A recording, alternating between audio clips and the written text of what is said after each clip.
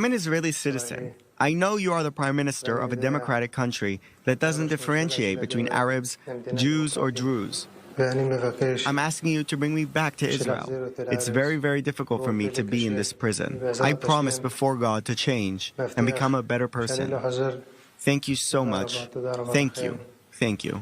A Hebrew plea from an Arab Israeli locked up in a Kurdish prison in northeastern Syria, asking Benjamin Netanyahu to bring him home. But Saif Sharif Daoud is suspected of fighting alongside the Islamic State terrorist group. He was captured by Syrian Democratic Forces a little over a year ago. Daoud, age 30, who has already agreed to be interviewed twice in recent days, appears to regret having joined the Islamic State in Syria in 2015 to, quote, help the Syrian people. I lived the Second Intifada.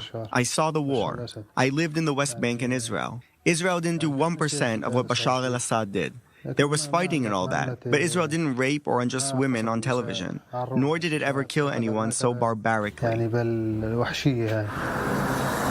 Saif grew up in Kfar Bara in central Israel, where his family still lives, a small town of a few thousand people located near the West Bank border, just 18 miles northeast of Tel Aviv. His brother Hudayfa recalls the weeks before Saif's departure.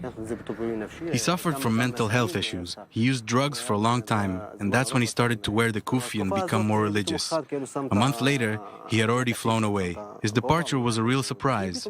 I was in constant contact with him. He never wanted to tell us what he was doing, not to put us in a difficult situation. He only told me about how he saw the Syrians suffering. In his own words, Saif simply served as a nurse within the terrorist group, a period during which he also married a Syrian woman with whom he had 2 children. They lived discreetly in Turkey. He didn't betray Israel. He simply entered a territory that was forbidden to him without diplomatic relations. This is not treason.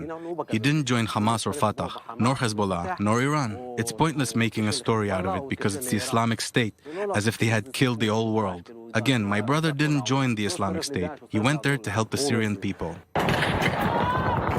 Hudayfa is convinced of his brother's innocence and tries to minimize his actions and his attachment to the terrorist group. But Israeli authorities say Saif is nothing less than a terrorist.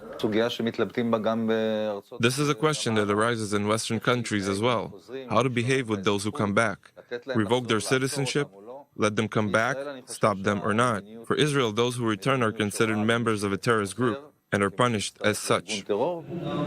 Around 80 members of the Arab Israeli community have joined the terrorist organization